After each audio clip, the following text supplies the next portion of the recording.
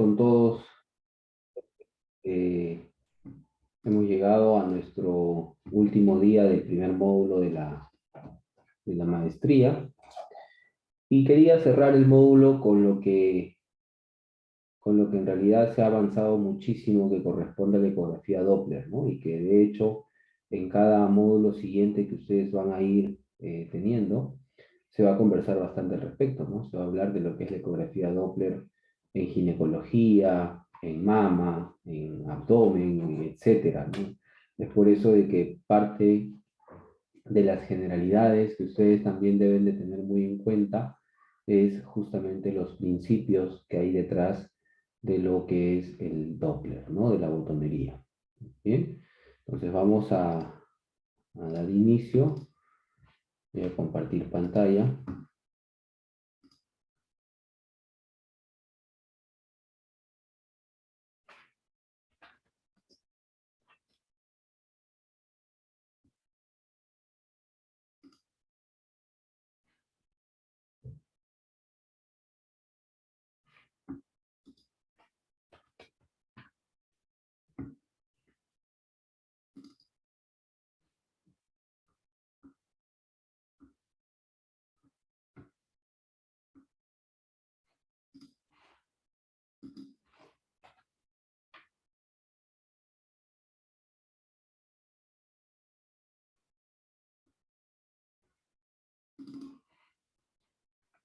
Muy bien.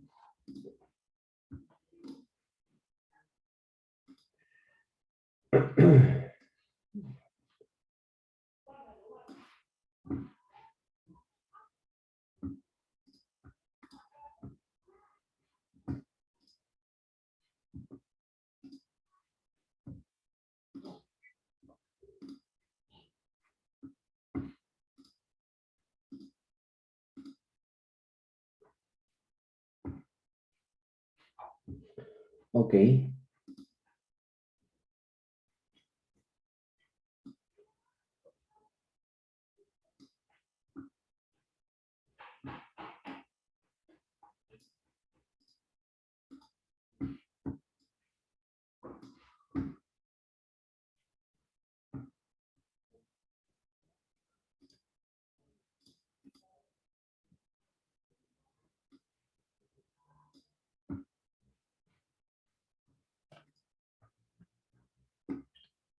Muy bien. ¿Me confirmas, por favor, Iván, si es que se puede ver el puntero con normalidad y no hay ningún problema?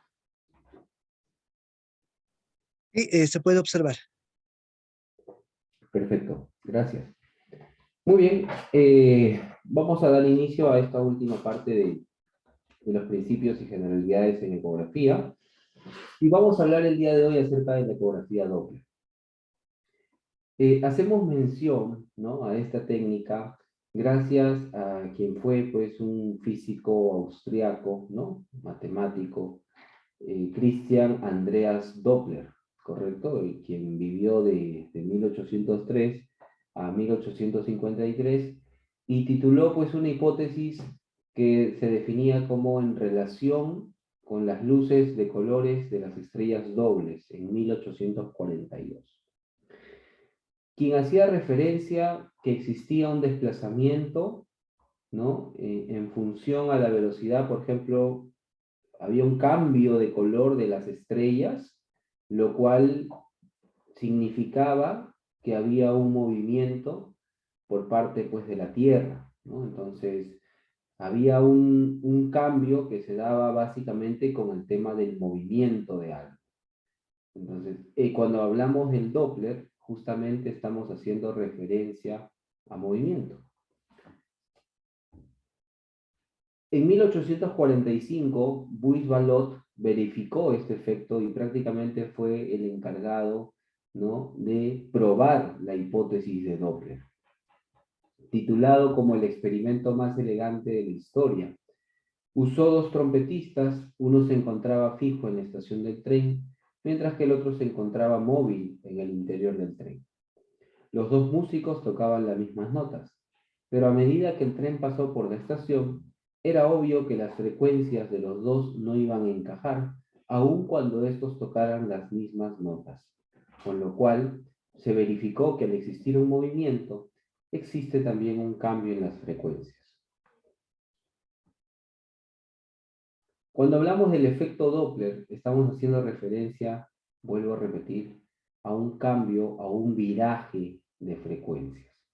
Y esto en la vida diaria, en realidad lo observamos en varias ocasiones. Una de ellas, y la más común, es el sonido que puede emitir las ambulancias o las sirenas de un carro policía, en el cual nosotros, sin necesidad de observar a esa estructura, a esa ambulancia, sin necesidad de observarla, podemos percatarnos, podemos percibir cuando ésta se acerca o cuando ésta se aleja. ¿En relación a qué? En relación a cómo vamos escuchando la sirena. Si el sonido de la sirena se hace cada vez más agudo, esto indicará de que la sirena se está acercando hacia nosotros. Pero a medida que el sonido va desapareciendo, lo vamos escuchando cada vez menos, sabemos de que este emisor de sonido se está alejando. Por lo tanto, es importante, ¿no?, definir esto. Ejemplo, los coches hoy en día vienen con algunos sensores que te permiten saber cuando estás muy cerca a golpearte con algo. Esos sensores están diseñados también en base a este concepto. Lo mismo pasa cuando vamos a un centro comercial muy grande y podemos encontrar esas puertas de apertura automática, que cuando alguien se acerca se abren automáticamente, ¿correcto? Y si nadie se acerca están siempre cerradas.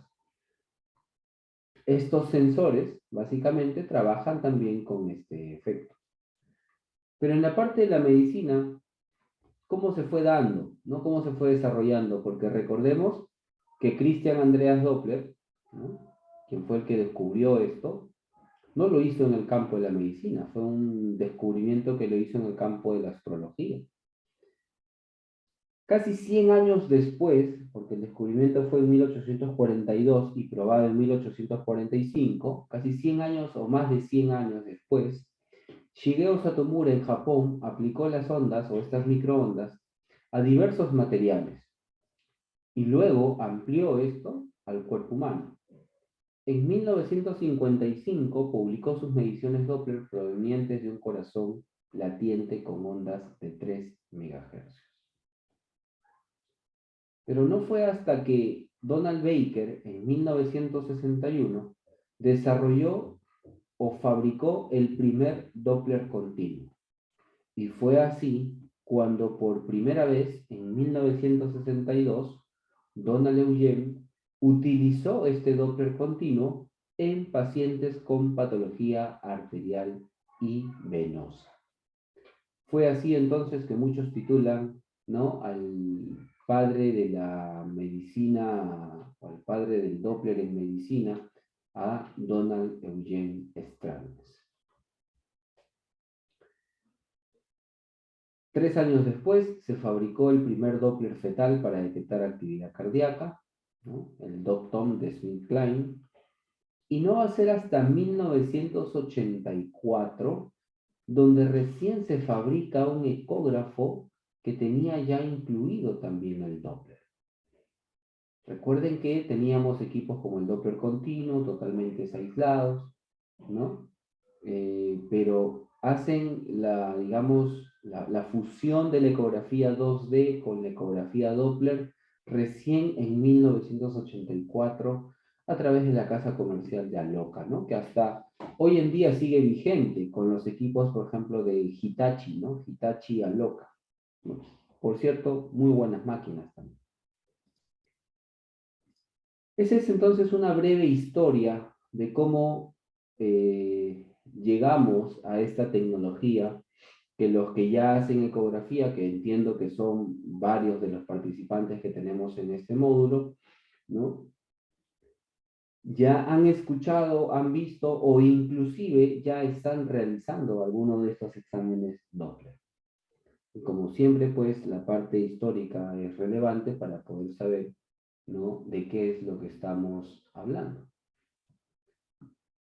Como recomendaciones iniciales, también es importante mencionarles a ustedes que hay ciertas consideraciones que debemos de tener en cuenta.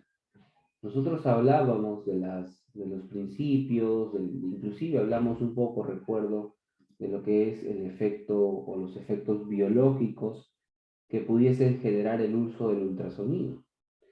Y decíamos que había un potencial de calentamiento, o sea, aumentábamos el calor al utilizar la ecografía, ¿no? Pero hay diferentes modos de ecografía. Hay ecografías 2D, ecografías 3D volumétricas, hay ecografías donde podemos activar nuestras armónicas, ¿no? Ecografías con modo M, ¿no? El Doppler de color e inclusive también el Doppler pulsado. Pero miren que cada vez, ¿no?, que vamos utilizando un software adicional, el potencial de calor también aumenta. Y si a esto nosotros le agregamos que el tiempo de estudio dura más de 20 o 25 minutos, estamos produciendo mayor cantidad de calor. Ante esto se han pronunciado varias instituciones a nivel mundial, y entre ellas, por ejemplo, la declaración de ISUOG. ISUOG es la sociedad internacional más importante de ecografía ginecobstétrica. Hay muchas que tienen un gran posicionamiento a nivel mundial, pero de las más importantes diría yo es esta. Entonces, si tienen la oportunidad también de poder sumarse a la sociedad, es algo que yo bastante recomiendo, porque todos los meses nos llega también bibliografía bastante actualizada en el campo de la ecografía ginecobstétrica, ¿no?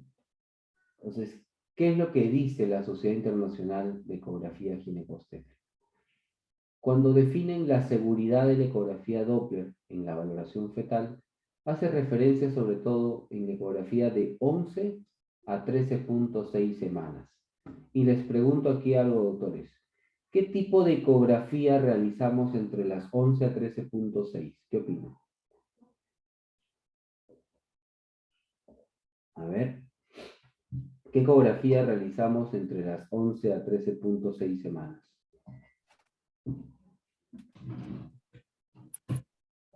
La ecografía morfológica. Perfecto, ok, muy bien, doctora. A ver, ¿alguien más? Listo, por ahí ya comentó también el doctor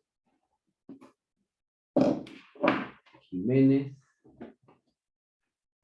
Excelente, doctora Gretzel.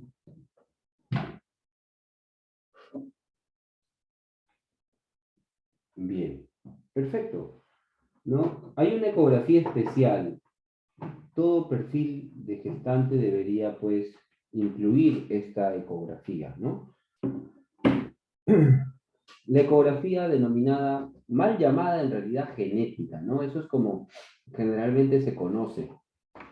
Nosotros hablábamos el día de ayer, ¿no? Nosotros hablábamos el día de ayer que había una ecografía 5D que también es, digamos, inadecuado mencionarlo de esa manera, porque no existe una ecografía 5D. Y otras cosas que también podríamos estar en desacuerdo es justamente las ecografías genéticas, ¿no? Porque no vamos a estudiar los genes, pues, de un feto. O sea, para estudiar el gen, yo necesito hacer un cariotipo. Y no estoy haciendo una prueba invasiva, no estoy haciendo un cariotipo, sino estoy buscando ciertos marcadores ecográficos que pudiesen expresarse en algunas cromosomopatías, que pudiesen expresarse. O sea, yo no confirmo con este examen o descarto una cromosomopatía. Y nosotros como ecografistas tenemos que tener esto muy claro. Ya va a darse el momento donde desarrollaremos pues un módulo de obstetricia y probablemente ahí se converse acerca de estas ecografías especiales, ¿no? Como la genética, la morfológica, el Doppler obstétrico, ¿no? Pero vamos adelantando estos conceptos. Primero, que es un mal denominado ecografía genética. Su verdadero nombre debería de ser ecografía de marcadores cromosómicos, ¿no? O marcadores ecográficos de cromosomopatías, ¿correcto? Ese es el nombre correcto. Lo otro es que este examen, ¿no?, lo realizamos a todas las gestantes. No es que solo a las que tienen más de 40 años o a las que tienen ya antecedentes de alguna gestación con cromosomopatías, no. Toda paciente debe de someterse a una ecografía llamada o mal denominada genética. ¿Ok?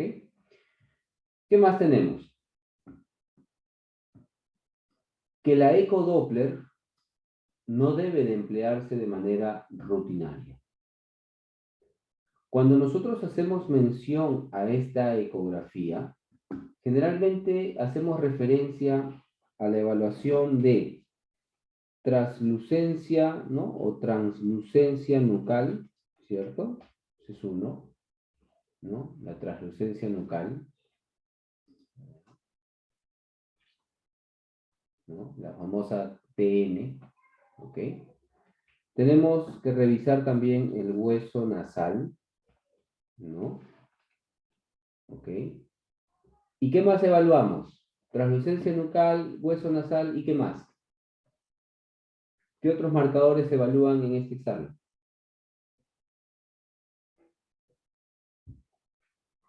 A ver. Por ahí la doctora Calle ya nos dijo, ¿no? Hueso nasal, perfecto. Labios, no, todavía es muy temprano, correcto. Todavía es muy temprano para valorar los labios a las 11, 12 semanas. Eso generalmente lo dejamos para la ecografía morfológica, ¿no? La cual se hace de las 18 a 24 o algunos 20, 24 semanas. Entonces, en la ecografía morfológica es ahí donde hacemos esa revisión de labios.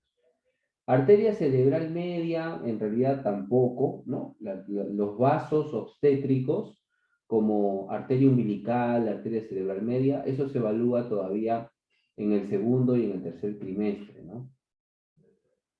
Hay un parámetro que se puede utilizar entre las 11 a 13.6 semanas, que es el ductus venoso, ¿ok?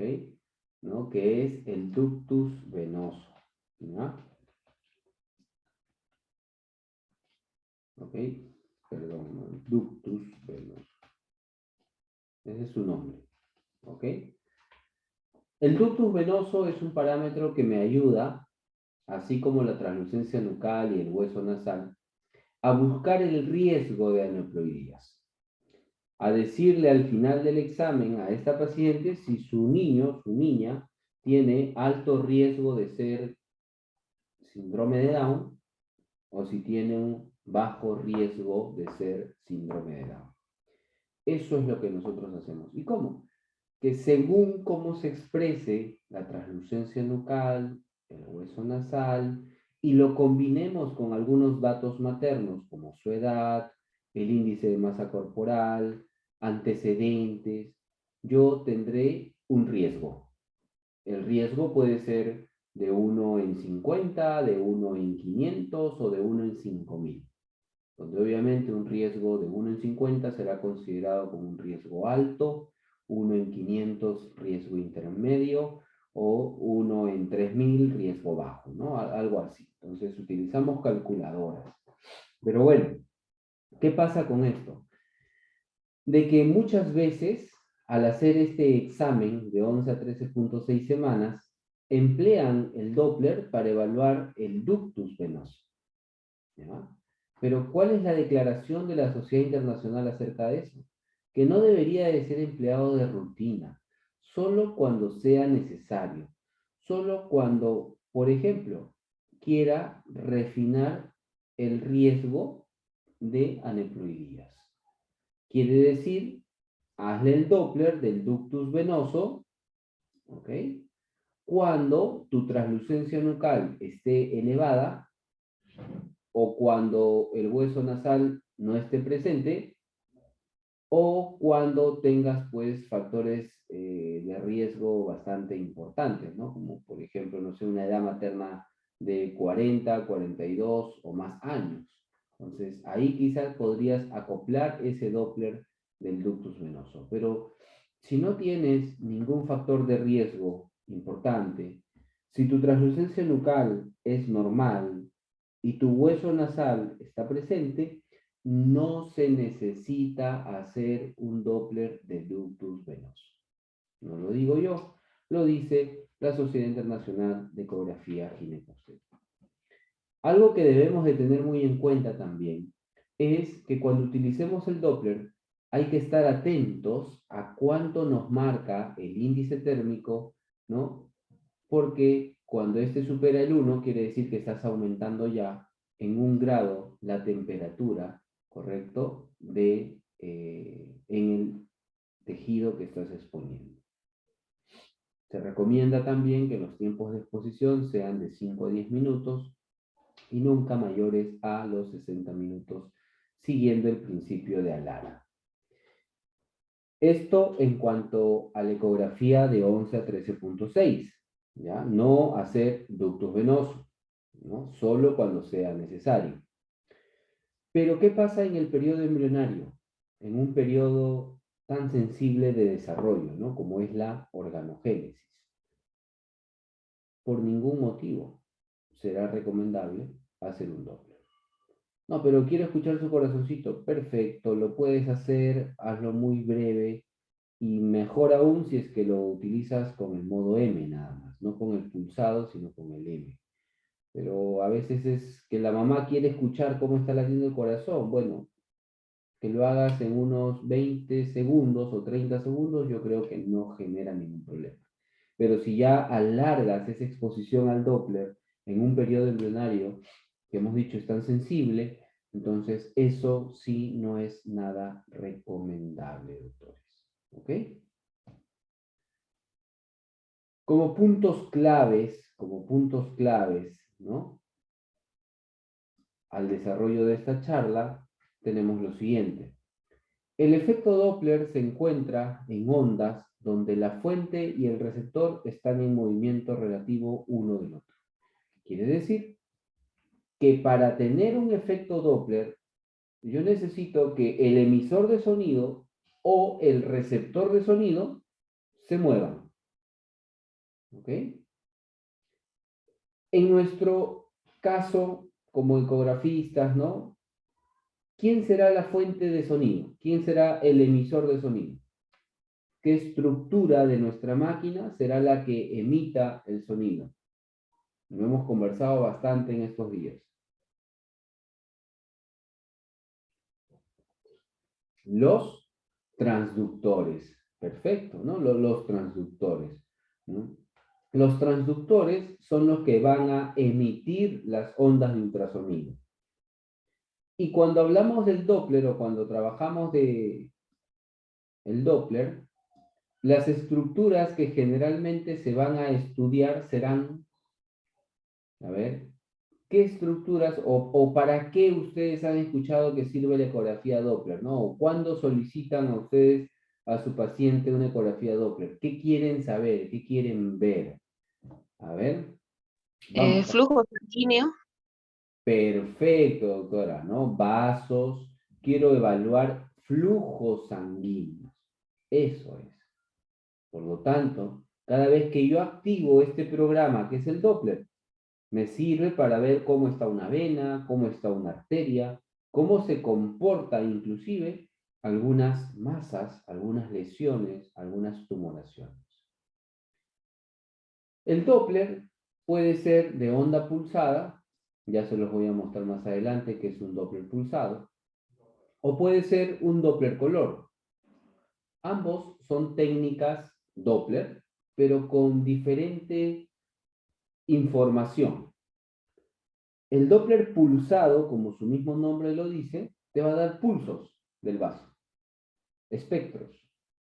Y de esa manera vas a poder saber, por ejemplo, cuál es la velocidad del vaso que estás explorando. Entonces, si tú quieres conocer la velocidad de un vaso, necesitas hacer un Doppler pulsado. Y luego tienes el otro Doppler que es el que te permite saber la dirección de flujo. ¿Cómo así? Con este Doppler de color, yo puedo saber si es una dirección que se acerca al transductor o que se aleja del transductor,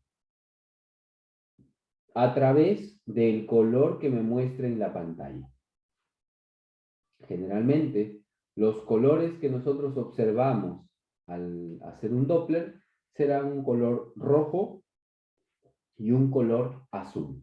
Entonces, dependiendo de cuál sea su coloración, yo sabré que es un flujo que se acerca o es un flujo que se aleja. Estas dos son las técnicas pues más frecuentemente utilizadas. Hay otras más, está el Doppler continuo, está el Doppler de poder, ¿no? Pero estos ya poco a poco los van a ir viendo en los siguientes módulos de la maestría. Las técnicas Doppler hacen posible la valoración no invasiva de la hemodinamia fetal. A mí me preguntan, ¿no? ¿Y para qué le haces un Doppler a un feto? Porque yo quiero saber cómo es su hemodinamia, ¿correcto? Quiero estimar cuando éste, por ejemplo, esté dejando de recibir oxígeno en cantidades adecuadas, ¿no? O quiero saber, por ejemplo, si la viscosidad sanguínea de este feto ha disminuido, como en los casos de anemia fetal. ¿Y en qué situaciones? Bueno, a veces me llegan pacientes que pueden tener incompatibilidad de RH. Y a veces estos fetitos hacen anemia fetal. Entonces, ahí, por ejemplo, entra el Doppler. En hipoxia, entra el Doppler. En sufrimiento fetal, entra el Doppler. En insuficiencia placentaria, entra el Doppler. Correcto. El Doppler hoy en día es muy utilizado, básicamente por todo el aporte que nos puede brindar de la hemodinámica. ¿Ok? Doppler es hemodinámica. Y no olvidarnos, abstener de usar el Doppler en el primer trimestre. Periodo embrionario no se recomienda. Periodo fetal de 11 a 13.6 se realiza cuando sea necesario, mas no siempre o de rutina. ¿Ok? Entonces, muy bien, doctores. Hemos hablado un poquito de la historia, hemos hablado un poco de generalidades del Doppler y vamos ahora sí a entrar un poco más en el tema. Its frequency increases as it comes towards you, and lower. Cuando Decreases. queremos Its saber qué es el frequency Doppler, increases tengo dos as it comes. opciones, ¿no? Its frequency increases. ¿Okay? Its frequency En el increases cual as it comes podremos towards. decir lo siguiente, ¿no? Todo este concepto, que es bastante largo y a la vez pesado, pero todo este concepto yo lo puedo resumir en esto. El Doppler es movimiento. Cuando hay movimiento, hay cambio de frecuencias. Y eso es el Doppler, ¿no? Por ejemplo, ¿correcto? Por ejemplo, si yo utilizo, ¿ok? Si yo utilizo el Doppler en un hematoma, ¿ok? En un hematoma. ¿Cómo creen ustedes que se comporte el Doppler? ¿Pinta o no pinta el Doppler si es que yo lo coloco por encima de un hematoma? A ver, ¿qué opinan? As it comes towards you, and lower. Its frequency decreases. Its frequency increases as it comes Perfecto, towards you, ¿no? and lower. Así es, Frequency ¿no? decreases. En el interior del hematoma tendríamos sangre estacionaria, con lo cual, si yo le coloco el Doppler no pinta. ¿Por qué? Porque a mí en la clase me dijeron que lo primero que tengo que recordar es que el Doppler es movimiento. Y en el hematoma vamos a tener sangre, pero que no se mueve, está estacionaria, ¿no? En cambio, cuando le hago el Doppler a una vena o a una arteria, obviamente una persona con vida, siempre hay flujo, ¿no? Y si no hay flujo, podría indicar algunas patologías, como una trombosis, por ejemplo. En algunos vasos donde hay trombos, no encontramos vascularización tampoco, porque hay un taponamiento del vaso. As it comes ¿cierto? towards you, Entonces, ese es el sentido, ese es el entendimiento que tenemos que darle, ¿no?, a este efecto denominado Doppler. Ahora, es importante también saber de que el Doppler lo vamos a utilizar en dos sentidos. Uno, para poder saber la dirección del flujo, y otro para poder medir velocidades de flujo. ¿Ya? ¿Cómo sabré la dirección? ¿No? ¿Cómo podremos estimar la dirección de flujo? Bueno, esto está en relación básicamente a lo siguiente. Si nosotros activamos el Doppler de color, ¿ok?, ustedes van a observar que comienzan a aparecer colores entre rojos y azules, ¿cierto? Este color rojo y azul no te indica si es una arteria o si es una vena. Lo que te indica es que la coloración en rojo es un vaso cuyo flujo se está dirigiendo hacia el transductor, mientras que el color azul es un vaso cuyo flujo se aleja del transductor. ¿Correcto? Entonces, ese es el sentido que nosotros le damos al Doppler de color. Rojo se acerca al transductor, azul se aleja del transductor. Quiere decir entonces que tendríamos algo como esto, ¿no? Rojo de esta manera, ¿no? Ahí está. Rojo significa que se acerca al transductor, el flujo sigue ese sentido. Y azul significa, ¿no?,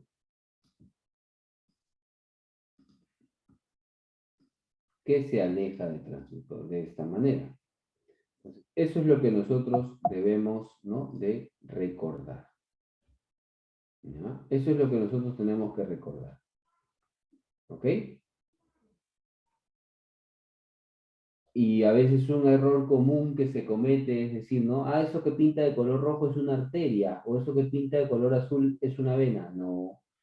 La arteria puede pintar rojo, puede pintar azul, la vena también puede pintar rojo o puede pintar azul. En realidad, ¿no?, el color no nos indica la naturaleza del vaso. Lo que nos indica es la dirección de flujo. ¿Ya? Y ahora, si nosotros queremos saber la velocidad del vaso, ya tengo que realizar un Doppler pulsado. Recuerda que había dos Doppler que utilizamos bastante. El pulsado, que es el que te muestra los pulsos de una arteria o de una vena, ¿cierto? Y el color, que es el que te pinta rojo o azul. ¿Ya? ¿Cómo identificamos esos vasitos? ¿No? ¿Cómo se identifican esos vasitos? Bueno, de la siguiente manera, ¿no? Miren. Si nosotros presentamos aquí este equipo, ¿ok? En este equipo podemos definir casi unos 4, 7 botones más o menos, muy importantes, ¿no? El PW, que es el pulse wave, ¿no?, el Doppler pulsado. El color, que es el Doppler de color. El filtro. El zoom. La guía de ángulo. La escala o PRF también, así lo encuentras como escala o PRF. Y la línea de base. Son 7 botones que siempre vas a estar maniobrando al momento de hacer un Doppler. No solamente un Doppler obstétrico, sino también un Doppler vascular periférico o de alguna otra estructura. No olvidemos. Si quiero, a ver, yo les pregunto a ustedes, quiero conocer cuál es la velocidad de la arteria cerebral media que estoy viendo en este momento. ¿Qué botón presiono? Quiero conocer la velocidad de la arteria cerebral que estoy evaluando. ¿Qué presionamos? ¿Opiniones?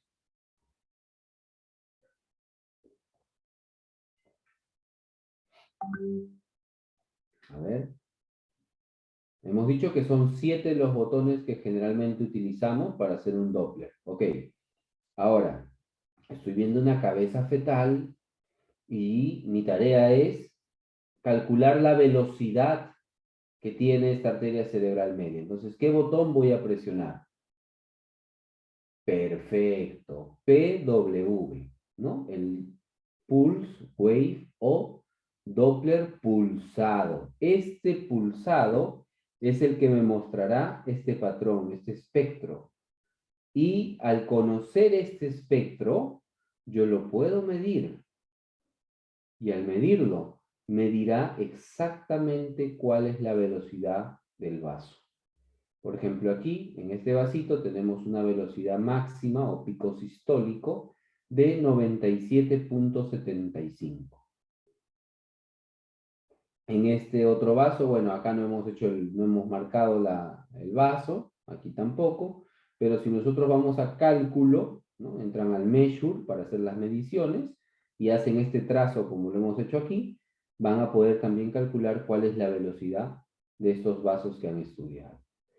Ahora, ¿pueden tener un valor aproximado? Claro que sí, porque cuando nosotros presionamos el Doppler pulsado, ¿no? Podemos ver que al costado, en la izquierda o en la derecha, hay como una especie de una regla, ¿cierto? Como una reglita. Esa reglita te está diciendo la velocidad. Aquí tienes 10, 20, 30, 40.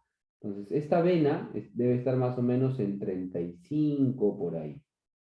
Igual acá, ¿no? Miren, tienes 20, 40, 60, 80. Y aquí está 100, pero no llegan a 100, pero está muy cerca. Entonces debe ser 95, 97 como figura aquí. ¿Se dan cuenta?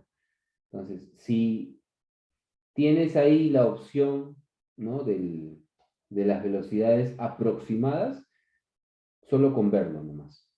Pero si quieres saber una velocidad exacta, entonces mídelo. Hazle un trazo, ¿correcto? Haz un trazo y ahora sí vas a poder saber cuál es la velocidad del vaso. ¿Ok? Ahora mi pregunta sería, quiero saber si el vaso que estoy viendo en mi pantalla se acerca o se aleja. O sea, si tiene una dirección de flujo positiva o una dirección de flujo negativa. ¿Qué botón tendré que presionar? Color. Perfecto, ¿no? El Doppler de color. Yo presiono el Doppler de color y este automáticamente pues me pintará de esta manera, ¿no? Como este corazoncito que vemos aquí a la derecha, donde al pintarme de color rojo significa que el flujo está siguiendo este sentido. O sea, de abajo hacia arriba, ¿no? ¿Cierto? También color rojito. Ahí está siguiendo este sentido, de abajo hacia arriba. Porque el transductor, recuerda que tu transductor está aquí, pues, ¿no? Tu transductor está aquí. Entonces, si pinta rojo es porque se acerca al transductor. Si pintase azul, significaría que se aleja del transductor. Entonces, yo creo que eso ha quedado claro, ¿cierto? Tenemos dos, ¿no?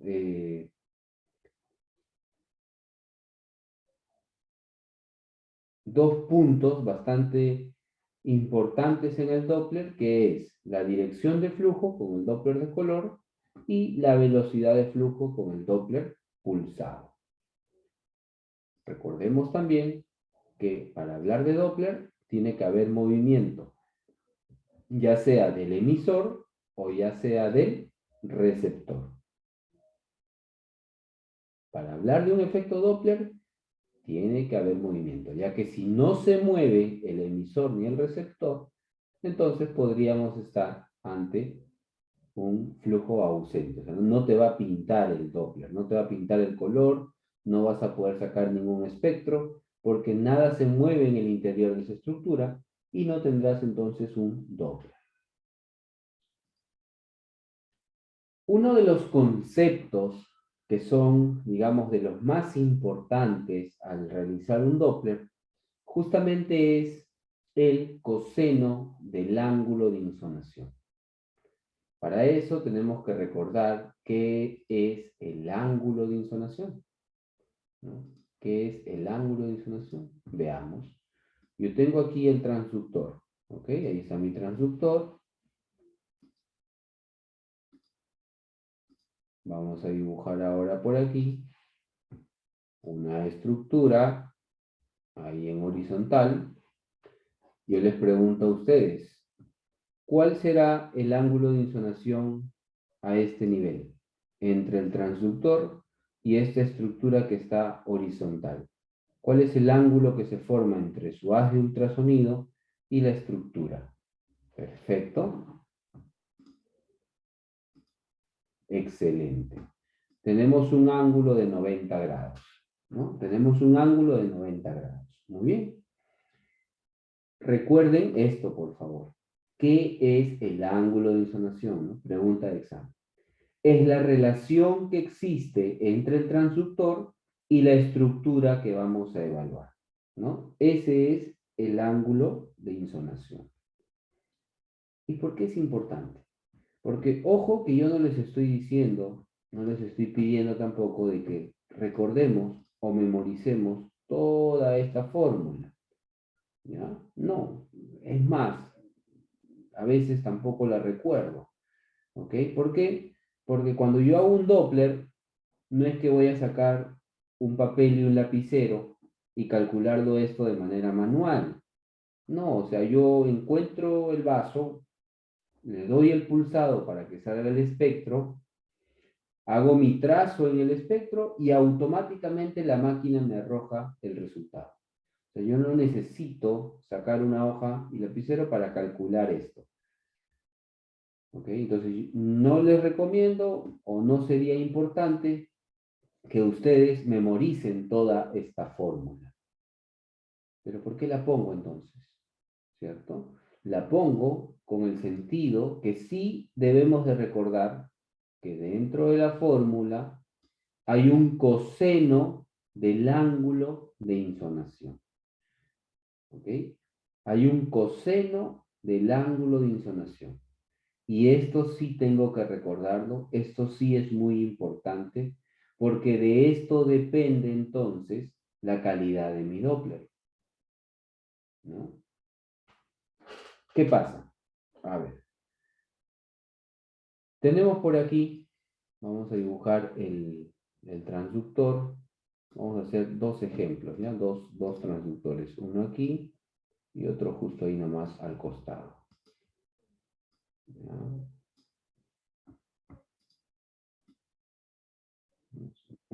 Un transductor acá, el otro transductor aquí. ¿Ok?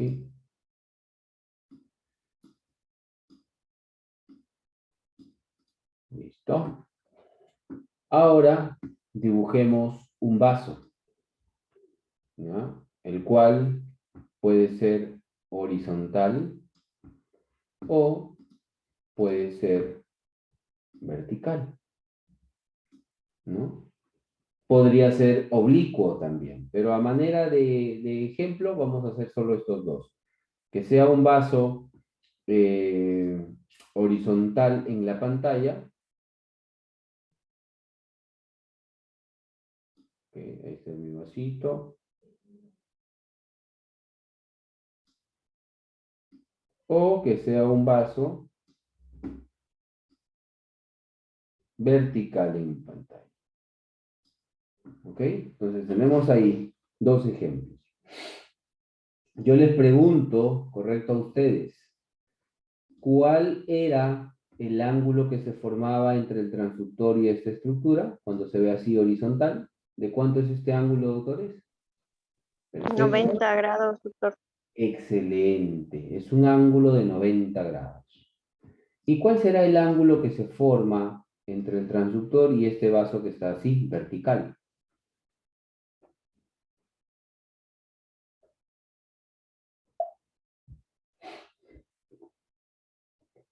¿180 o 0 grados? ¿Cierto?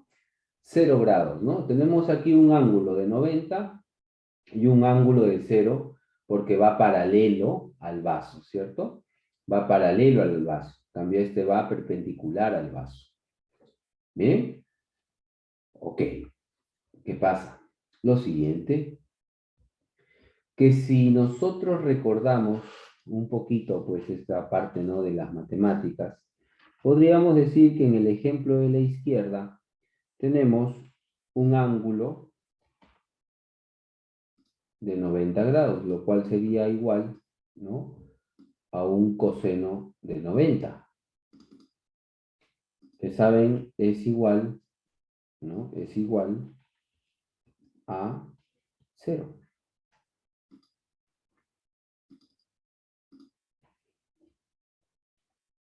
¿Ok?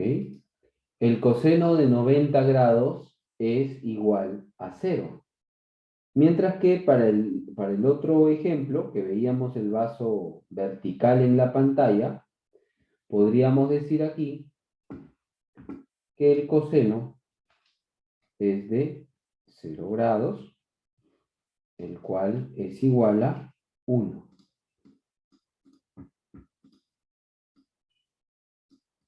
¿Ok?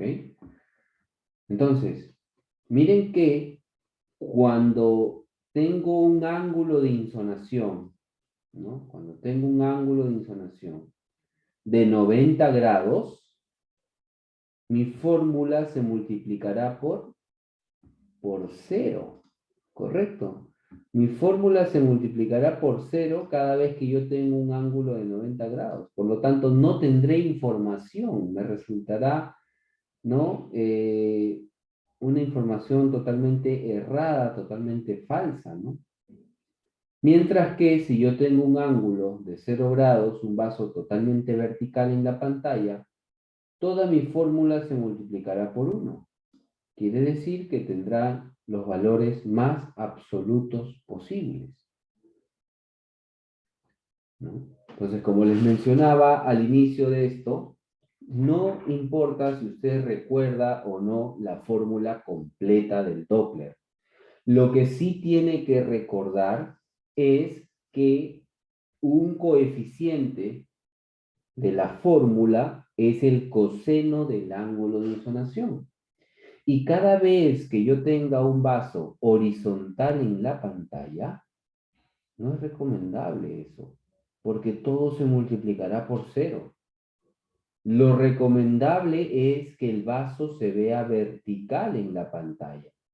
Solo de esta manera podremos decir que nuestros resultados son los más absolutos posibles, porque se están multiplicando por 1.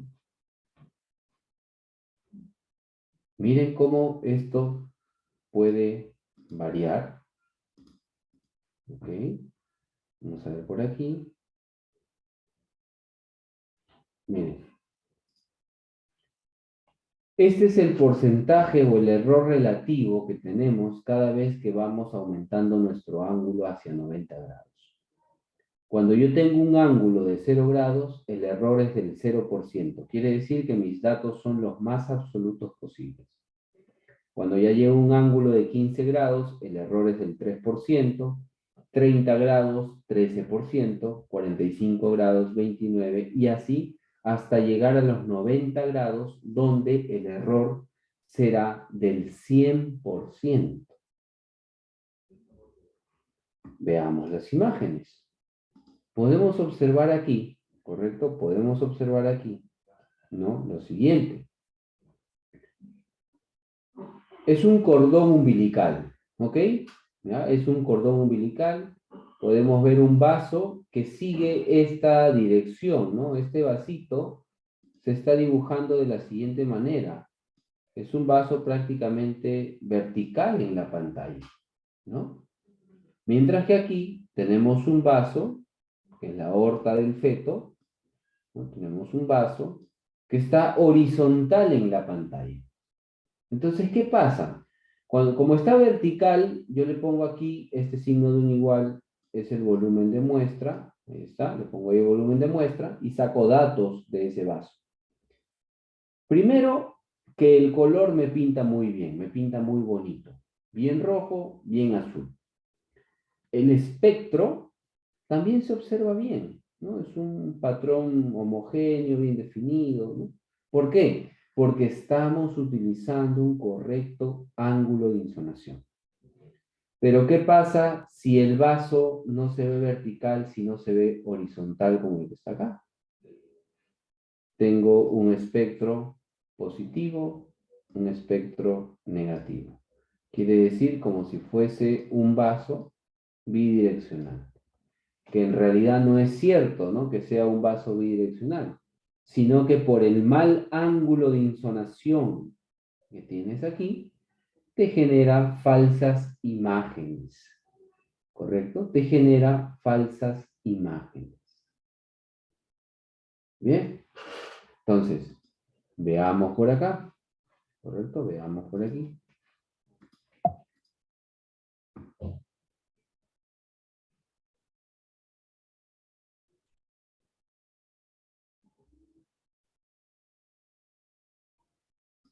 Ahí está. Voy a reproducir este video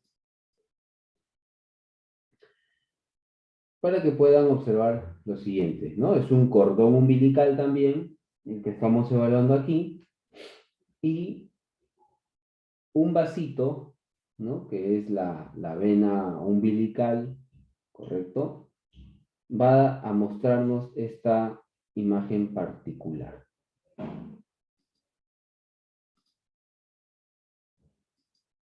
Justo ahí, ¿no? Miren, como en una porción no pinta, miren, ahí justo, ¿no? Al final no pinta y arriba sí pintaba. ¿Esto por qué sucede? ¿Cierto? ¿Por qué sucede esto? ¿No? Porque el ángulo de insonación. Entonces veamos, miren, aquí no, al final casi ya. A ver, justo ahí está. Ahí está el vaso, ¿cierto? El vaso que en una porción es horizontal y luego se verticaliza. Hace una curvatura y va hacia arriba. Entonces, cuando va hacia arriba y se hace vertical, miren cómo pinta bonito.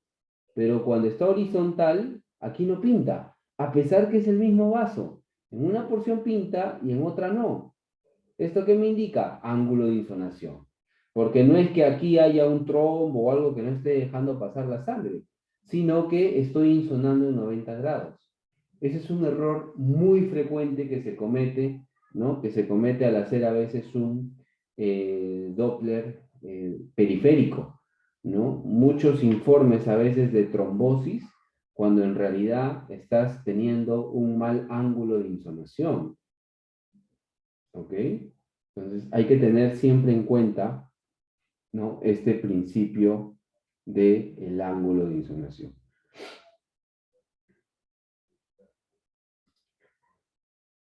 Para los que todavía no han visto imágenes en Doppler, podemos mencionar, ¿correcto?, que las arterias tienen este tipo de flujo, es un flujo pulsátil. Es más, si estamos haciendo el pulsado, el sonido es audible, y el clásico reconocimiento es que pulsa, ¿no? ¿No? Ese sonido particular. En cambio, la vena tiene un sonido constante, continuo. ¿Cierto? Entonces, ese sonido te va indicando, esta es una arteria pulsátil. Esta es una vena continua. Pero ojo, que puedes tener a veces un flujo precordial. O sea, que es pulsátil, pero a la vez se continúa en el tiempo, ¿no? Eso es típico del ductus venoso, ¿ok? Ese es típico del ductus venoso. Ok, seguimos. Una pregunta. Cuando hemos desarrollado la parte de bases físicas en 2D, nosotros hemos hablado también de las ganancias, ¿cierto? Hablamos de las ganancias. ¿Qué tipos de ganancias son las que generalmente utilizamos, doctores? A ver, ¿qué tipos de ganancias son las que generalmente utilizamos?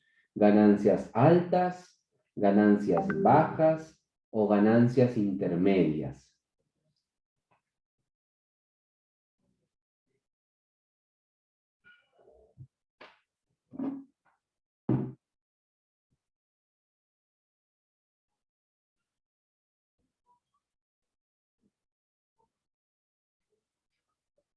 A ver, ¿qué tipos de ganancias? Perfecto, ahí está. ¿no? Esa es una respuesta unánime. Ganancias intermedias. ¿Por qué? Porque si yo aumento la ganancia, comenzará a verse las imágenes muy blancas. Si yo bajo la ganancia, las imágenes comenzarán a verse muy oscuras. Entonces, lo que me conviene es tratar de trabajar con ganancias intermedias. Cuando hablamos de Doppler, también hablamos de ganancias. Hay ganancias en el color y hay ganancias en el espectro. ¿Ok? Y si mis ganancias no están bien calibradas, puedo comenzar a tener a veces este tipo de errores, ¿no? Por ejemplo, ¿qué sucede acá? Tenemos un espectro, pero como que en el fondo del espectro hay muchos puntos blancos. Esto se conoce como un ruido de fondo. ¿Por qué hay ruido de fondo? Porque tu ganancia espectral está muy alta. ¿Por qué el espectro casi no se ve? ¿Por qué está muy oscuro? Porque tu ganancia espectral está muy baja. Esto es lo que nosotros necesitamos. Este tipo de ganancia es la que necesitamos. Que no haya ruido de fondo, que el fondo sea oscuro y que la onda sea bien pronunciada, bien homogénea, bien definida. Esto se obtiene poniéndole una ganancia intermedia a mi espectro. Y si queremos hablar de valores así numéricos, ¿cuánto más o menos tendríamos que ponerle? Esto va a depender del equipo que tenga. Hay algunos ecógrafos que tienen ganancias que van desde 0 hasta 100. Hay otros que tienen ganancias que pueden ir de 50 a 300, ¿no? O de 100, o menos 100 a 100. Entonces, no se complique, no se haga problemas. Usted detecte qué tipo de ganancias tiene su equipo y seleccione las intermedias. ¿Cómo sé hasta cuánto llega mi equipo? Busca tu botonería y hay un botón que dice ganancia, o si no es el mismo botón que dice 2D, ¿correcto? Si es una perilla como esta, y gírala todo hacia la derecha, todo hacia la derecha, y fíjate en la pantalla cómo hay una zona que va cambiando, va aumentando su número, ¿correcto? Ahí podrás definir si la ganancia es hasta 100, hasta 300 o hasta 500. Y luego, cuando ya tienes ese tope, si digamos le sale 100, busca también cuál es la menor ganancia. Gira hacia la izquierda, antihorario, la perilla, el botón, y te ubicarás también hasta cuándo es, porque puede ser hasta 0, como que también puede ser a menos 100, ¿no? Hay algunos equipos que trabajan de esa manera, menos 100 y 100. Entonces, ¿qué ganancia le pongo de manera intermedia? Le puedo poner menos 20, menos 10, 10, 20, ¿no? Porque va de menos 100 a 100.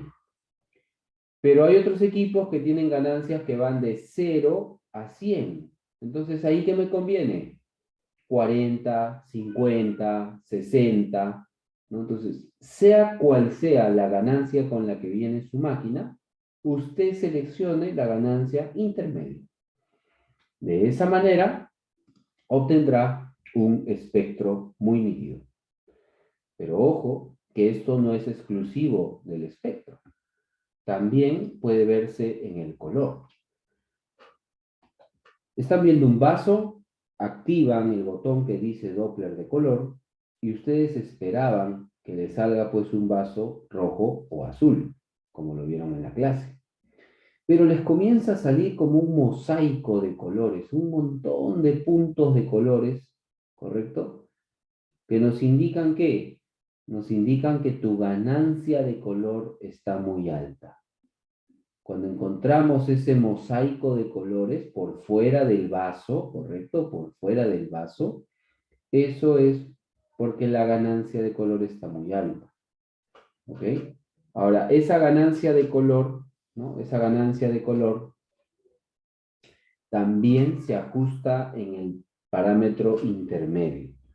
¿Ok? No muy alta, porque si no aparece este pseudoflujo, este mosaico de colores, ni tampoco muy baja, porque si no ya no te va a pintar, ¿no? Entonces, ganancias espectrales y ganancias de color tienen que ser trabajadas en un punto intermedio. Miren, doctores, que ya hemos hablado de dos componentes importantes, ¿eh? Hemos hablado del ángulo de insonación y hemos hablado de la ganancia. Otro parámetro también bastante importante, ¿no?, en las generalidades del Doppler es el PRF o escala, dicen algunos, ¿no? PRF o escala. Cuando yo observo un vaso, ¿ok? Ahí estamos con el vasito, ¿no? Hemos hecho un Doppler de color. Al lado izquierdo o al lado derecho les aparecerá un valor numérico, ¿no? Hay un valor numérico y una escala de coloración. ¿Okay? Un valor numérico y tu escala de coloración. Ojo a ese dato, a ese valor numérico. Más aún, si lo que estás viendo en tu pantalla es que al activar el Doppler de color, este no se ha pintado de color azul o de color rojo, sino está mostrando otros tipos de coloración como amarillo, celeste, ¿no?, etcétera.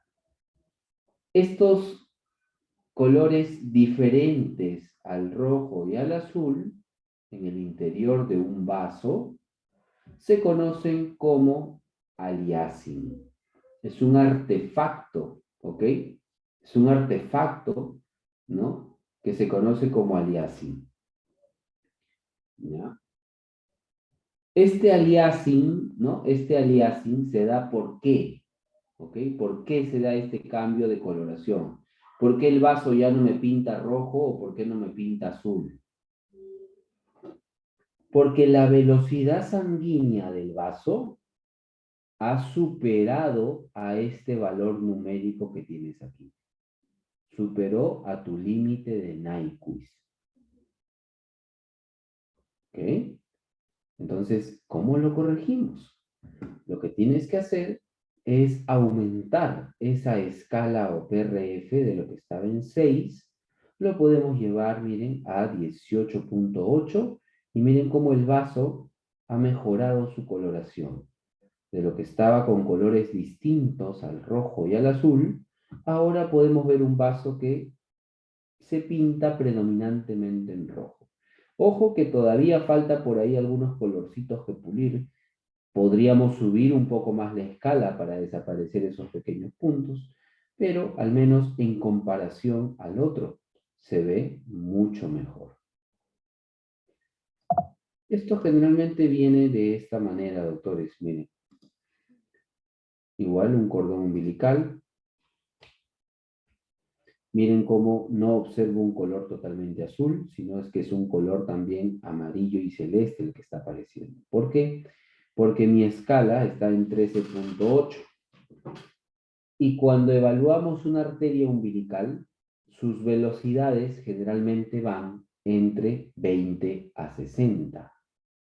Entonces, para corregir eso, de lo que estamos en 13.8, lo vamos a subir, miren, a 41, y ahora sí se pinta totalmente azul.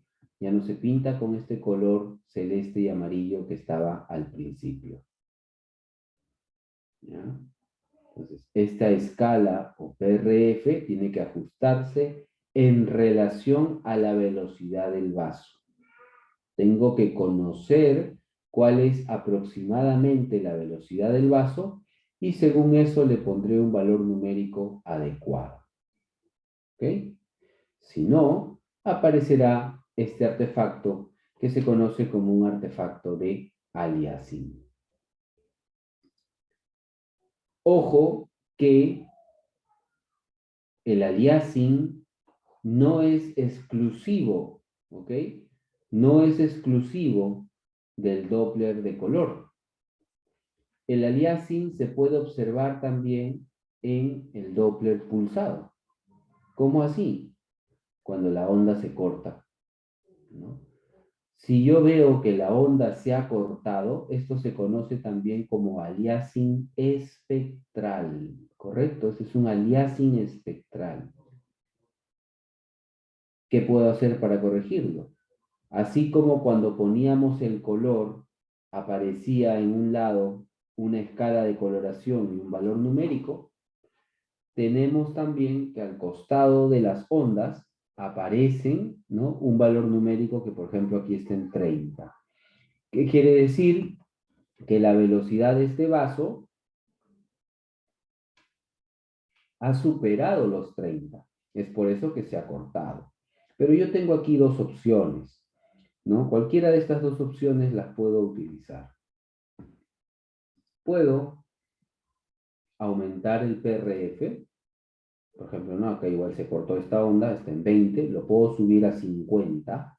Y miren, ahora sí cabe completa la onda, ya no está cortada. Es un aliasing espectral. Subimos la escala y ahora sí queda completa. Lo otro que puedo hacer es también descender la línea de base.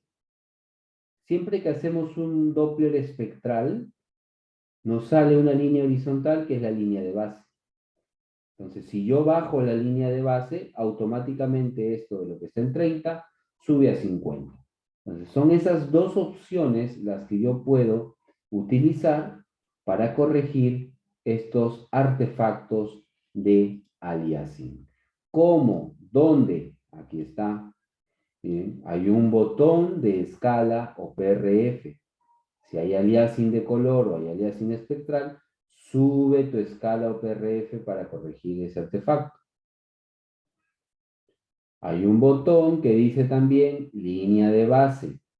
Si quieres corregir ese aliasing espectral porque la onda se ha cortado un poco, puedes bajar tu línea de base al final, pero se recomienda siempre dejar al menos un pequeño espacio debajo de la línea de base. ¿Por qué? Porque a veces puede existir reflujo. Entonces, lo importante es que dejes al menos un pequeño espacio. ¿Ok? Entonces, así corregimos, doctores, nuestra escala o PRF. Tenemos una pregunta. A ver, nos dicen por aquí.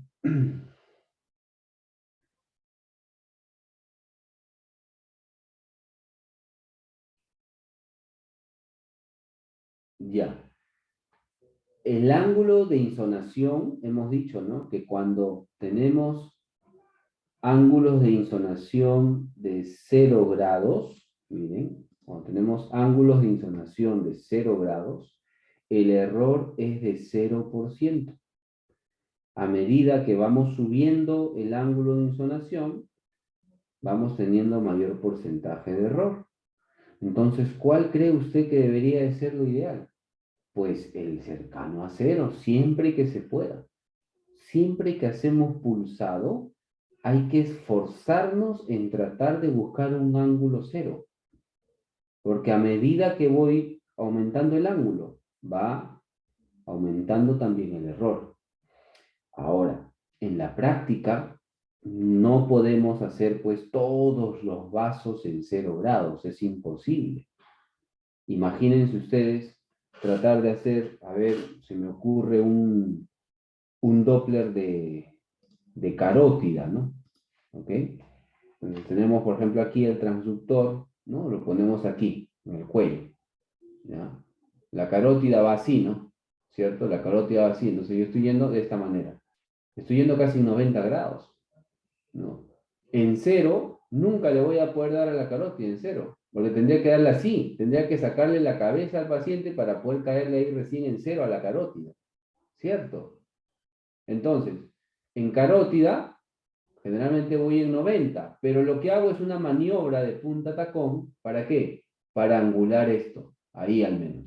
Ahí ya estoy en 45. Y en 45 lo puedo tomar, al menos, ¿no? Si puedo llegar a 30, 35, mejor todavía.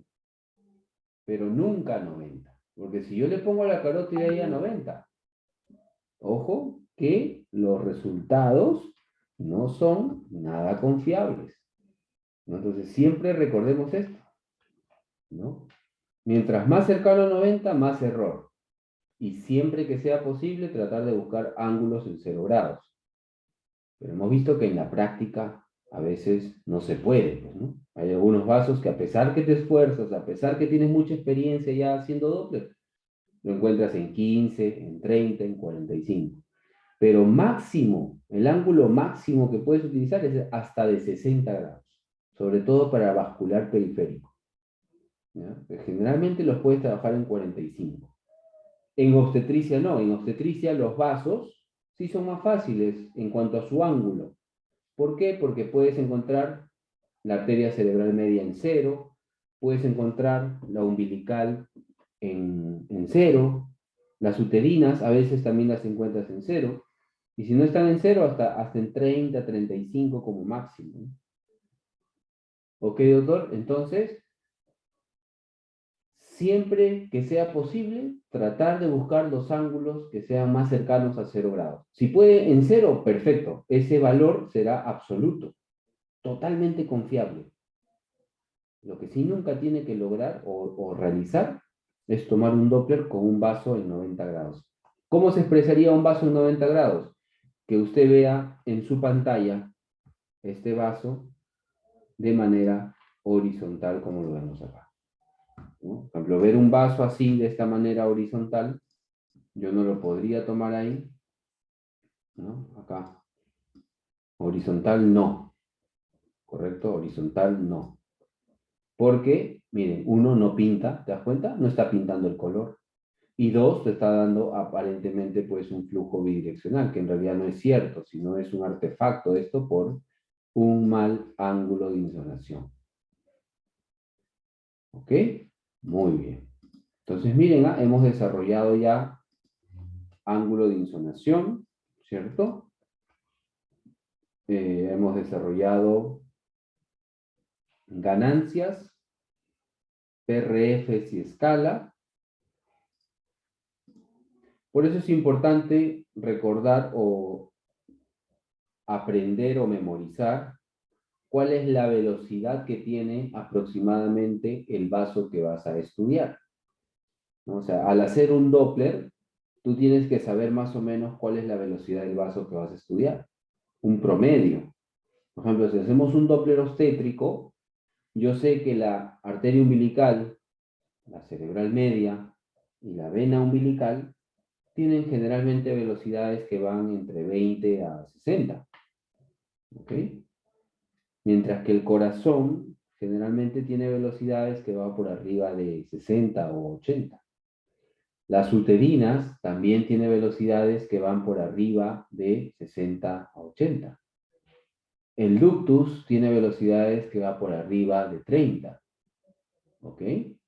Entonces, hay muchos vasos que yo ya voy conociendo cuáles son sus velocidades y según eso le vamos aplicando, ¿no?, nuestra escala o PRF. Bien. ¿Qué otro dato es importante? Si ustedes han sido agudos, ¿no?, en cuanto a las imágenes que he venido presentando, miren, son imágenes muy grandes, muy magnificadas, ¿cierto? Cada vez que yo realizo un Doppler, es recomendable también hacer un buen zoom, ¿no? Magnificar las imágenes, ¿para qué? Si el vaso se ve bien grande, cuando yo presiono el Doppler pulsado para sacar el espectro, me sale una línea de referencia que es una línea discontinua, y al medio me sale un signo como si fuese un signo de un igual. Eso se conoce como el volumen de muestra. ¿Ok? Ese es el volumen de muestra. Como el vaso es muy grande, el volumen de muestra puede caber dentro del vaso. Pero si el vaso fuese pequeñito, tu volumen de muestra no va a caber dentro del vaso y se puede contaminar, como por ejemplo este. Es una imagen de ductus venoso que no se ha cumplido ningún criterio, digamos, de buen desarrollo, porque estamos viendo lo siguiente. Podemos ver que este es la vena umbilical, ¿no? Yo les pregunto a ustedes, ¿cuál es el ángulo de insonación que se ha tomado de ese ductus venoso? Un aproximado, ¿no? Correcto, un aproximado. ¿Cuánto será?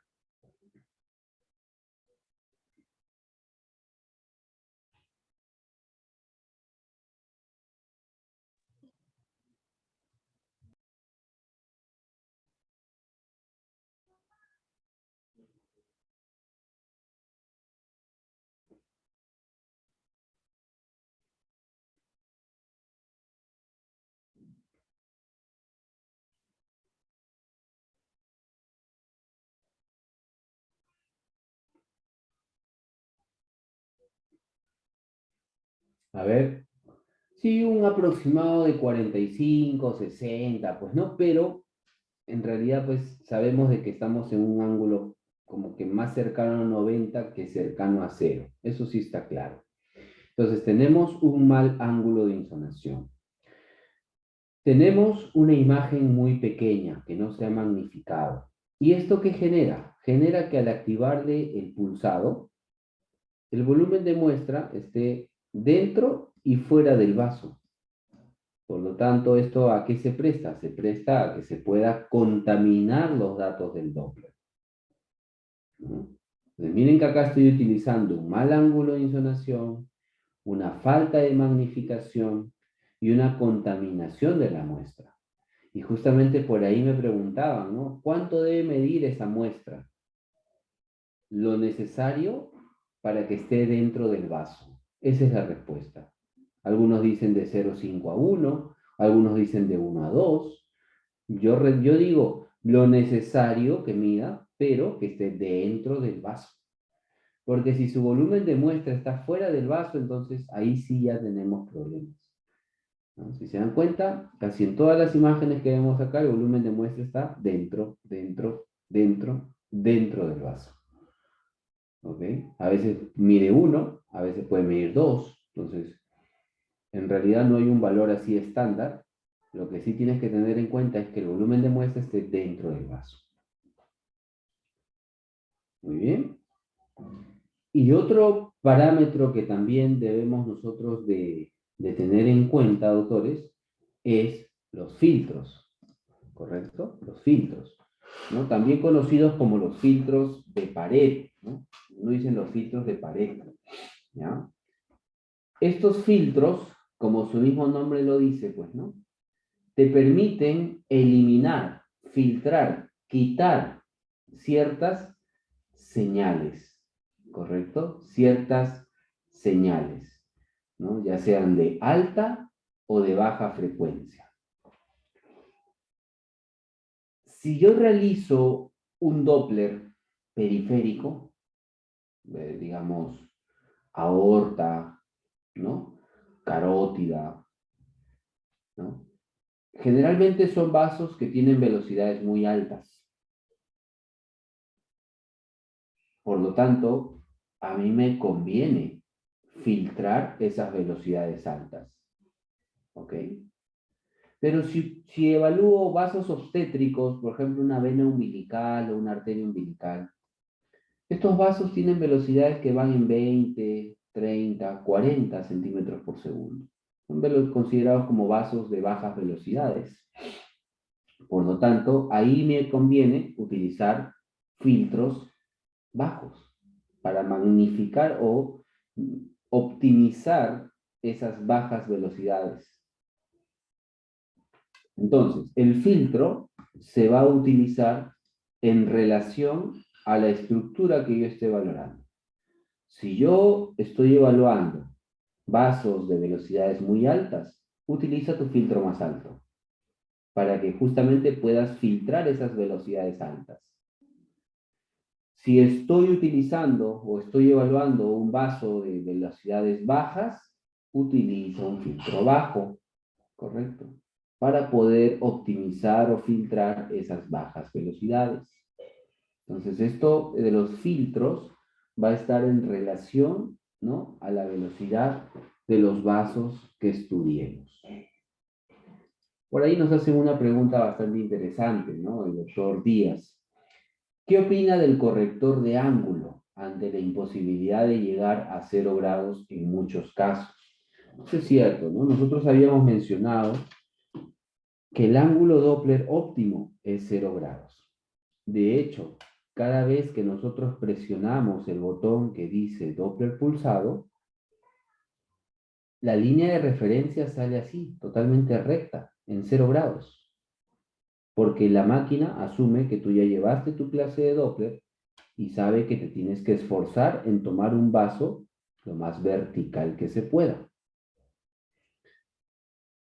Pero hay muchas situaciones donde el vaso no se podrá tomar totalmente vertical, no se podrá tomar en un ángulo de 0 grados. Entonces, ¿qué pasa? Que a veces el vasito, ¿ok? A veces el vasito, ¿no? No está, digamos así, horizontal como uno quisiera, perdón, vertical como uno quisiera, sino está un poco oblicuo, ¿no? Así. Lo primero que usted tiene que resolver es,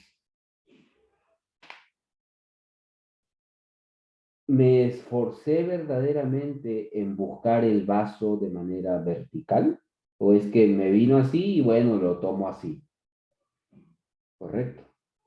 Porque lo primero que nosotros tenemos que tener en cuenta en hacer un Doppler es tratar de esforzarnos lo más que podamos en verticalizar el vaso. Mientras más vertical sea, tus parámetros son de confianza. ¿Qué pasa si a pesar de que nos esforzamos, el vaso está oblicuo en la pantalla como aquí y no está vertical? Yo tengo que utilizar ese botón que dice ángulo en mi botonería, ¿correcto? Hay un botoncito que dice ángulo, miren, lo volvemos a ver, ahí está, ángulo. Algunos lo conocen también como guía de ángulo o como corrector de ángulo, ¿no? ¿Para qué sirve esa guía o ese corrector? Para que usted le diga a la máquina, ojo, no estoy encontrando el vaso en 0 grados. El vaso está oblicuo, ¿no? Por lo tanto, giramos ese botón hasta observar, ¿correcto? Hasta observar que mi guía se ponga siguiendo el eje mayor del vaso, que por ejemplo aquí sería en 40 grados, ¿no?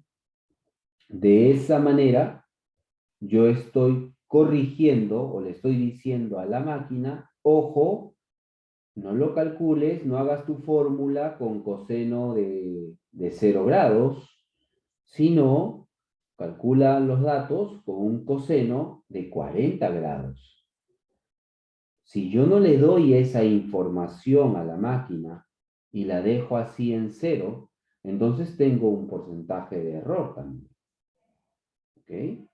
Porque yo necesito darle toda esa información completa a la máquina y decirle, ojo, me esforcé, pero no estoy en 0, estoy en 40, así que tómalo con coseno de 40.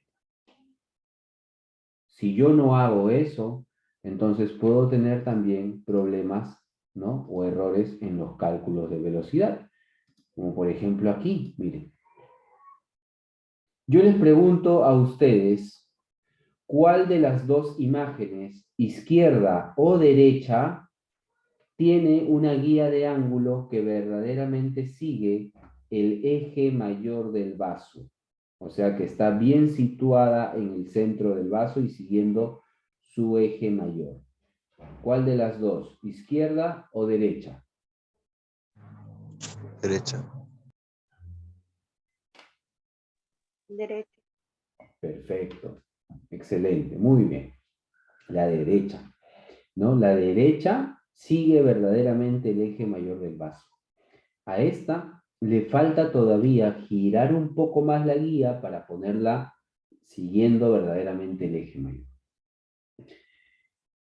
Esa aparente insignificante tecla o botón que ajustaste mal, ¿ok? Porque todo está igual, es el mismo paciente, el mismo ecógrafo, ganancias, zoom, todo está igual, solo que tu guía de ángulo no la has ajustado correctamente. ¿Cuánto puede hacer que varíe? Acá te indica que la velocidad pico está en 81 centímetros por segundo y en la imagen de la derecha te indica que estás en 113.54 centímetros por segundo. O sea, más de 30 centímetros por segundo de diferencia, simplemente porque no corregí correctamente la guía del ángulo. Y que esto en una situación clínica de importancia puede tomar muchas, ¿no? O acarrear muchos problemas.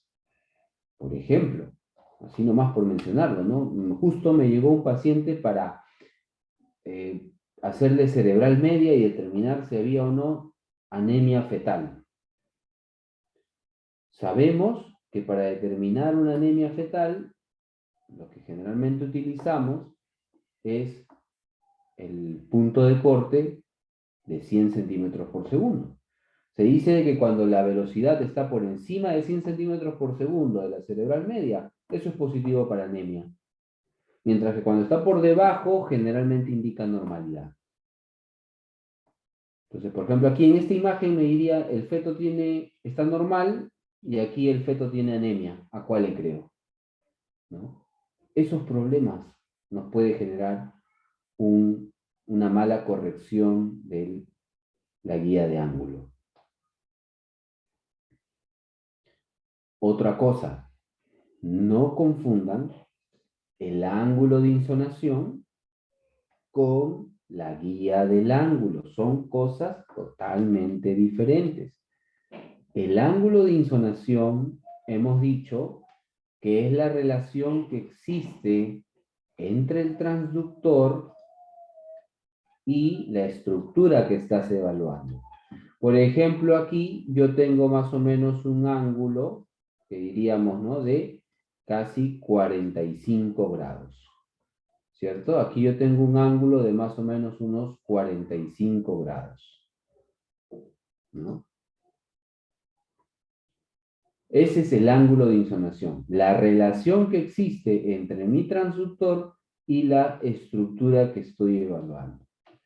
La guía de ángulo, doctores, no es ese ángulo de insonación, no es esa relación, porque usted con su muñeca y el transductor hará un ángulo de 0, de 45, de 60 o de 90. Eso lo hace el ecografista. La guía de ángulo es simplemente como una especie de un transbordador, ¿no? Esas reglas que a veces llevábamos, pues, ¿no? a la clase de geometría, ¿no? Para poder sacar ángulos, ¿cierto? O sea, esta guía es la que te va a decir, o sea, tú ves acá, te sale tu línea de referencia, te sale un volumen de muestra al medio, ¿no? Y tienes un vaso que en tu pantalla se ve un poco así, ¿correcto? Así está el vaso. O sea, uno al ojo como que dice, no, este vaso está más o menos en 30 grados, pero es al ojo, o sea, no es un parámetro exacto. Por lo tanto, tienes que utilizar esta guía para girarla y poner en el centro del vaso. Y ahí sí sabrás exactamente cuál es tu ángulo en el que está ese vasito. Miren. Por ejemplo, aquí.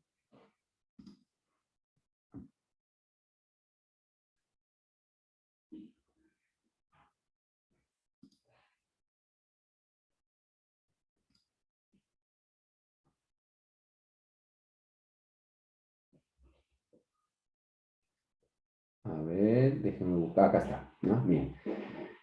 Por ejemplo, este vaso, ¿no? Que es una arteria cerebral media.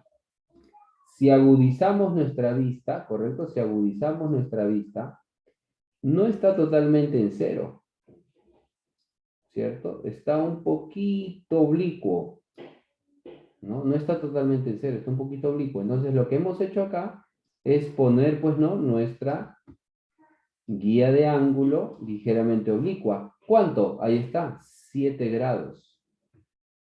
¿No? 7 grados. Entonces, cada vez que yo voy girando esa opción que dice guía de ángulo, yo voy a poder conocer exactamente cuál es el ángulo en el que se está encontrando el vaso. O sea, la guía de ángulo es como un transbordador, como una regla que te permite calcular en qué ángulo estás. Es muy diferente al ángulo de insonación porque El ángulo de insolación es lo que tú generas con el transductor y la estructura.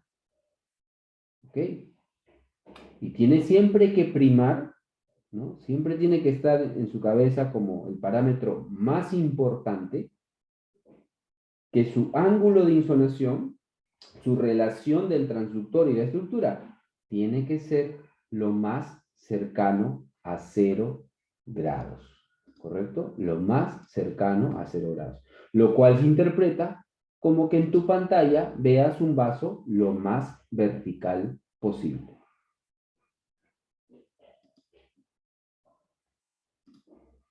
Otro parámetro también que se recomienda, además de todos los que hemos mencionado, ya para ir terminando nuestra charla de autores, es que cada vez que yo presiono el Doppler de color, ¿cierto?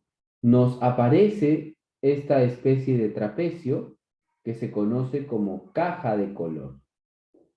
¿Ok? Esta es la caja de color. Esta caja de color tiene que ser lo más pequeño que se pueda. Mientras más pequeña sea la caja de color, mayor sensibilidad tendrá su Doppler. Entonces, eso también ayuda muchísimo. ¿Correcto? Eso también ayuda muchísimo.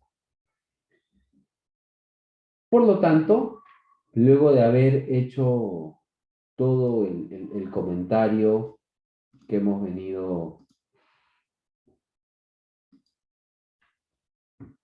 mencionando, tengo aquí un resumen, ¿ok?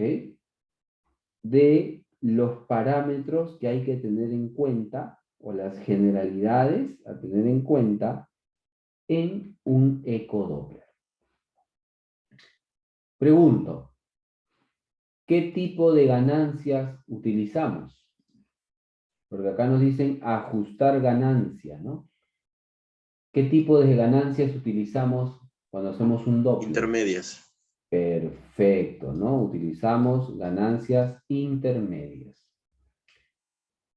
¿Qué tipos de filtros utilizaremos cuando hacemos un Doppler? ¿Qué tipos de filtros utilizaremos cuando hacemos un Doppler? Depende del vaso que esté estudiando, ¿cierto? Si son vasos que tienen velocidades muy altas, utilizaré los filtros más altos. Si son vasos de velocidades muy bajas, utilizaré los filtros más bajos. Entonces, los filtros se utilizan en relación, ¿correcto? En relación a la velocidad del vaso. Ajustar correctamente estas ganancias y estos filtros, lo que me van a permitir es obtener un color óptimo y minimizar el ruido. ¿Qué más?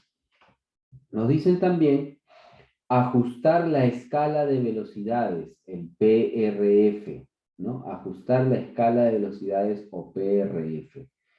¿En relación a qué ajustamos nuestra escala o PRF, doctores? A ver, ¿en relación a qué criterio ajustamos nuestra escala o PRF, ¿no?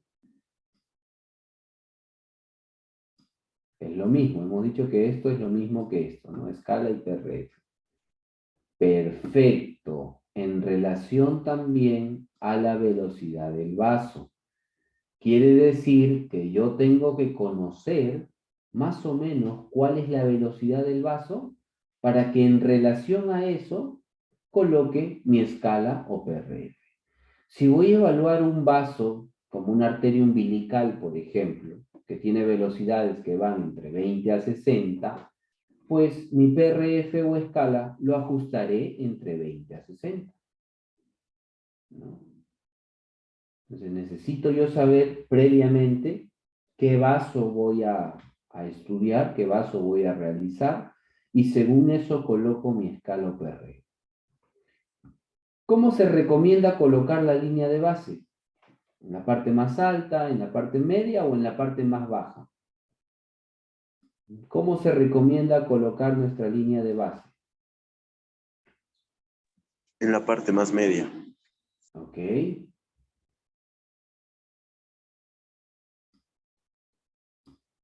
Se recomienda en la parte quizá más, así es, perfecto, doctor José, ¿no? En la parte más baja que se pueda, pero ojo, siempre dejando un pequeño espacio, ¿no? Siempre dejando un pequeño espacio por si es que existiese reflujo. ¿Ya? Excelente, muy bien, ¿ah? Muy bien. Obtener un ángulo Doppler óptimo. ¿A qué hace referencia un ángulo Doppler óptimo? ¿A qué hace referencia un ángulo Doppler óptimo? ¿Cuál sería para ustedes un ángulo Doppler óptimo? 0 grados, lo más Perfecto. perpendicular al vaso. Más paralelo al vaso. Si hablamos Paralelo, de perdón. perpendicular al vaso sería 90 grados, pero el ángulo Doppler óptimo es el de 0 grados. Quiere decir que en tu pantalla encuentres un vaso que se vea de esta manera, ¿no? Un vaso así, un vaso vertical en tu pantalla, ¿no? Lo que equivaldría a un ángulo de 0 grados o lo que se pueda, lo más cercano a 0, ¿no? Y si tu vaso no está en 0 grados, sino está un poco oblicuo, importante también corregir la guía del ángulo para que le digas a la máquina, correcto, en qué ángulo se encuentra, ¿no? Siempre que encuentres, ¿no?, un vaso un poco oblicuo, corrige tu guía de ángulo, porque solo de esa manera le enviarás una información a tu máquina que, ojo, calcúlalo con coseno de tal. ¿Ok? El volumen de muestra, ¿no? El volumen de muestra siempre tiene que estar en el interior del vaso. ¿Ok? El volumen de muestra, ¿no?, siempre tiene que estar en el interior del vaso. Algunos dicen ocupando 2/3 más o menos de su calibre, ¿no? 2/3 de su calibre. La ventana o la caja del Doppler color, ¿no? Lo más pequeño que se pueda. ¿Esto en qué te ayuda? En mejorar tu resolución y tu sensibilidad del Doppler. Y como último parámetro, pero creo yo el más importante al hacer un Doppler, es evitar mover el transductor.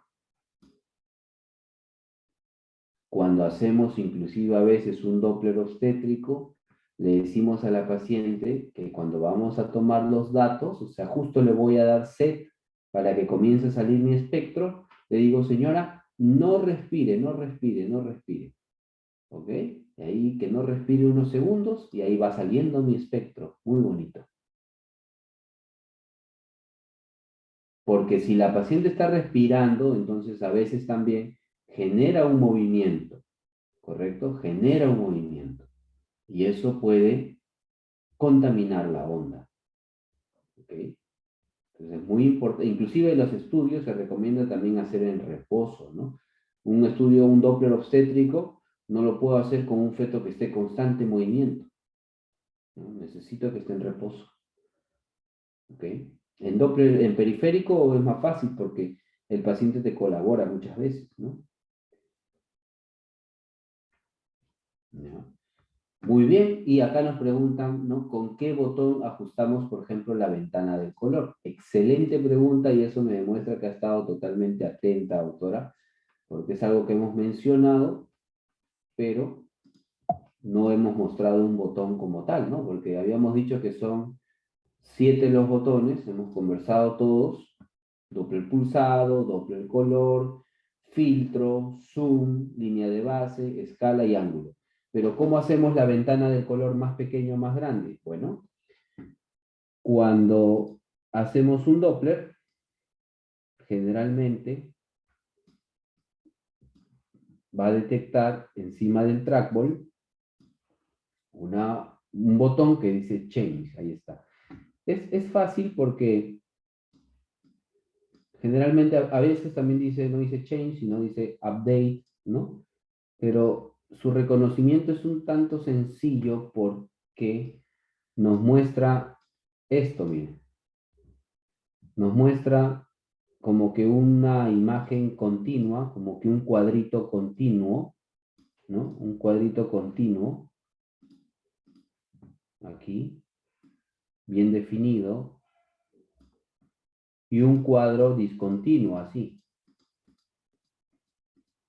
¿No? Entonces, cuando usted ve así un cuadro continuo y un cuadro discontinuo, eso significa que es la opción que tiene que presionar para modificar las cajas, ya sea la caja de color, ya sea la caja del 3D o del 4D, o la caja del zoom también a veces, ¿no? Quieren modificar el zoom también. Todo lo que sea modificación de cajas es con este botón, con el botón Change.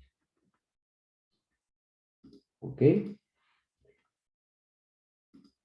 Muy bien, doctores. Yo creo de que con este último cuadro, donde está el resumen de todo lo que hemos conversado acerca de las generalidades de la ecografía Doppler también, aprovechando este primer módulo de maestría, hemos terminado. No sé si por ahí hay alguna pregunta, alguna duda.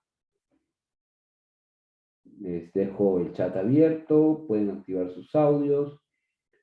Igual le voy cediendo ya la sala a Iván.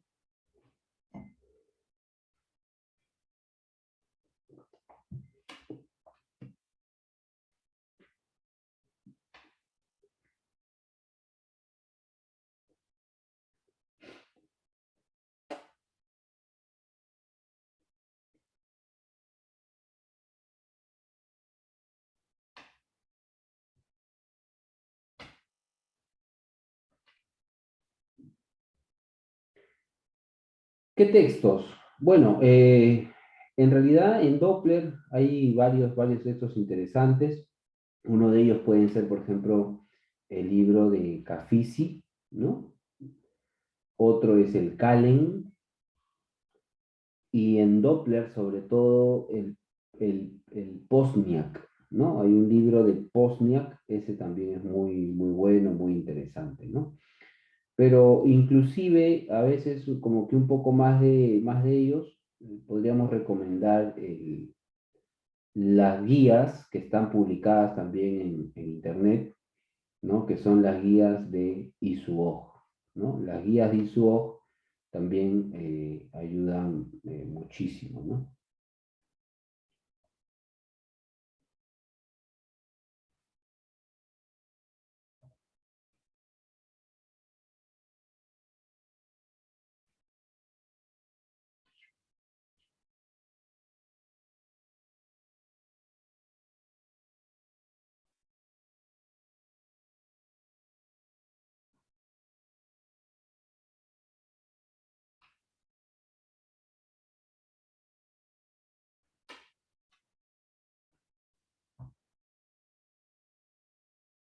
Todo libro, ¿no? Todo libro siempre inicia con bases físicas.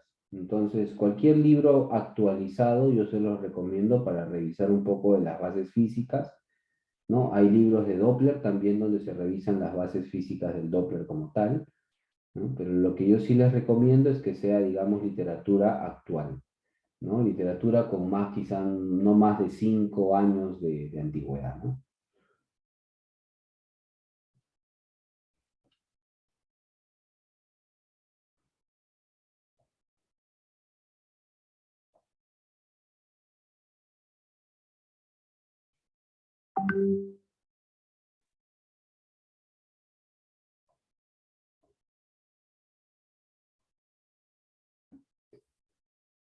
Ok, listo. Bueno, te cedo la palabra, Iván. Ya hemos culminado con nuestra charla que teníamos encomendada para esta noche. No sé si es que habrá algún comentario más por ahí. Agradecerles a todos los participantes por la atención prestada. La verdad es que es muy gratificante tener grupos así dinámicos, ¿no? Donde se pueda conversar, ¿no? Y hacer de estas charlas, digamos, bastante amigables, ¿no? Entonces, muchas gracias a todos, ¿no? Y bueno, a ver, Iván, ¿ya estás por ahí? Sí, sí, estoy acá. Nuevamente, Franco Bianchi, a nombre de la Universidad Nacional Siglo XX, Unidad de Posgrado y Formación Continua desde Potosí, agradecerle por la predisposición de estar nuevamente con nosotros, con este nuevo programa, esta nueva versión, y de por seguro nos vamos a estar viendo más adelante.